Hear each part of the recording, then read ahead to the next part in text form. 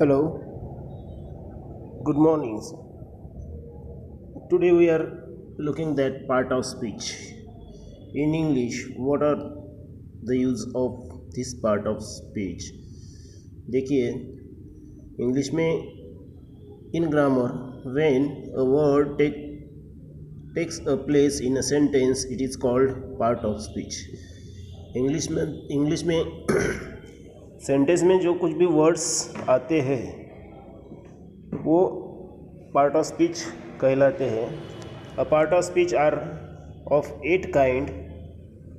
Part of speech generally कितने types के होते हैं? 8 टाइप्स के होते हैं पार्ट ऑफ स्पीच, जिनसे हमारा पूरा सेंटेंस बनता है. जिसमें हम फर्स्ट कंसिडर करते हैं नाउन. पहला कौन सा आता है? नाउन. इस डायग्राम में हमने 8 पार्ट ऑफ स्पीच देखे हैं, दिखाई पड़ते हैं हमें इसमें, जिसमें से फर्स्ट पार्ट ऑफ स्पीच हमारा नाउन है, जिसके बहुत सारे पार्ट होते हैं. नाउन के प्रॉपर नाउन होता है, कॉमन नाउन होता है, कलेक्टिव नाउन होता है, मटेरियल नाउन होता है, उसके फंक्शंस भी होते हैं नाउन्स के. प्रॉपर नाउन यानी किसी भी सिटी को या फिर किसी पर्सन को क्या है? Proper nouns. For example Ram it is proper noun. India it is a proper noun of one country. एक कंट्री का नाम है इंडिया, यानी प्रॉपर है. कलकत्ता या मुंबई ये एक प्रॉपर प्लेस का नाम है. तो इस तरह से प्रॉपर नाउन होता है. कॉमन नाउन भी होते हैं. कुछ नॉन लिविंग थिंग्स को हम कॉमन नाउन या जनरल इसमें हम उसको डिवाइड करते हैं. सपोज मैन क्या है? मैन क्या है? कॉमन नाउन है. मैन, वुमेन ये कॉमन नाउन है. बॉयज़, गर्ल्स ये कॉमन नाउन है. बर्ड, ट्री, स्काई, स्टार्स ये क्या है? कॉमन नाउन जिसे हम कहते हैं. पर्टिकुलर नाउन है क्या? नहीं है. सब एक बल्क को हम एक समूह को क्या होता है? एक पर्टिकुलर नाम दिया जाता है, उसको कॉमन नाउन कहते हैं. कलेक्टिव नाउन्स में हम देखते हैं कि क्लास, फ्लीट, आर्मी ये कलेक्टिव नाउन्स हैं. क्लास क्या है? कलेक्टिव है. Collective peoples are sitting together in the class. Class में यानी आर्मी क्या है? कलेक्टिव नाउन्स है. समूह को दिया गया वाला नाम यानी कलेक्टिव नाउन्स होता है. उसके बाद हम मटेरियल्स नाउन भी देखते हैं कि वाटर है, गंगाज है, America, gold, silver, iron etcetera जो है क्या है? ये मटेरियल नाउन हम कहते हैं. तो इस तरह से नाउन डिवाइड होता है बहुत सारे इसमें. उसके बाद प्रोनाउन आता है. Pronoun he, she, it, they, that ये जो क्या है? ये जो वर्ड है जो हम नाउन की जगह पे यूज़ करते हैं, यानी नाउन को यूज़ न करते हुए इस प्रोनाउन को हम क्या करते हैं? यूज़ करते हैं, जिसे हम प्रोनाउन कहते हैं. नेक्स्ट हमारा पार्ट ऑफ स्पीच रहेगा कौन सा? Verb. Okay. Without verb there is no single meaningful sentence in English. Verb के बिना कोई भी मीनिंगफुल सेंटेंस नहीं होता है. वर्ब यानी क्या है? क्रियापद, जिसे हम क्रियापद कहते हैं. क्रियापद यानी क्रिया दर्शाने वाले शब्द को हम क्या कहते हैं?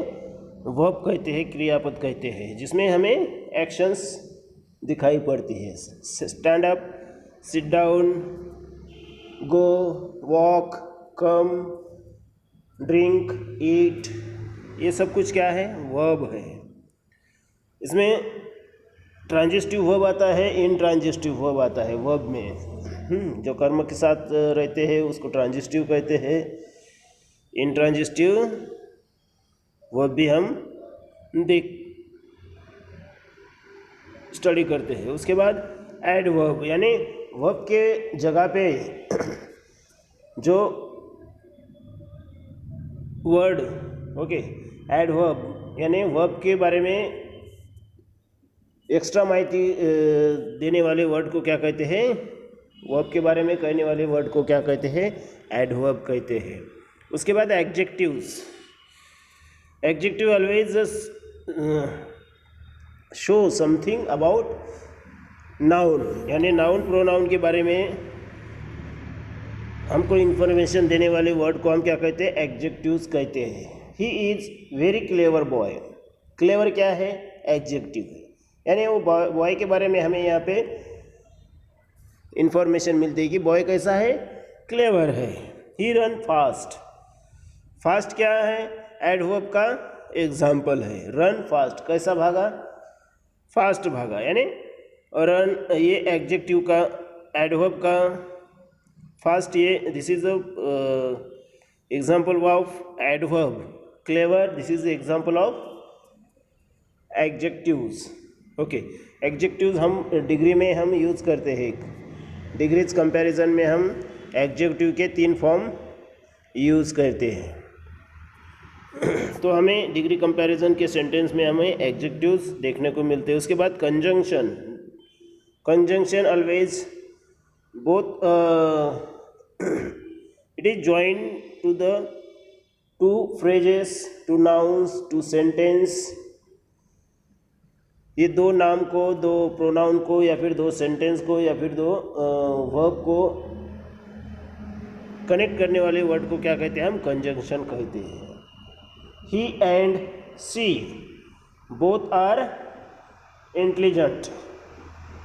इसमें ही एंड ये क्या है? कंजंक्शन है। ही और सी को क्या कर रहा है? कनेक्ट कर रहा है। उसके बाद प्रीपोजिशंस, बहुत सारे हम प्रीपोजिशंस सेंटेंस में यूज़ करते हैं। In, into, on, up to, down, under, behind, above, इस तरह के प्रीपोजिशंस हम जनरली यूज़ करते हैं। उसके बाद इंटरजेक्शंस, यानी जो एक्सप्रेशन को व्यू करने वाले वर्ड को हम क्या कहते हैं?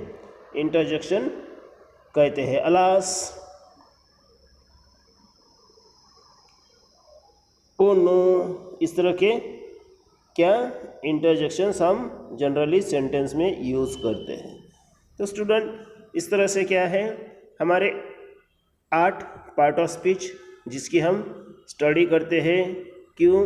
क्योंकि सेंटेंस को अगर कंस्ट्रक्ट करना है तो इस 8 पार्ट ऑफ स्पीच में से ही क्या रहेंगे? वर्ड रहेंगे। So thank you very much.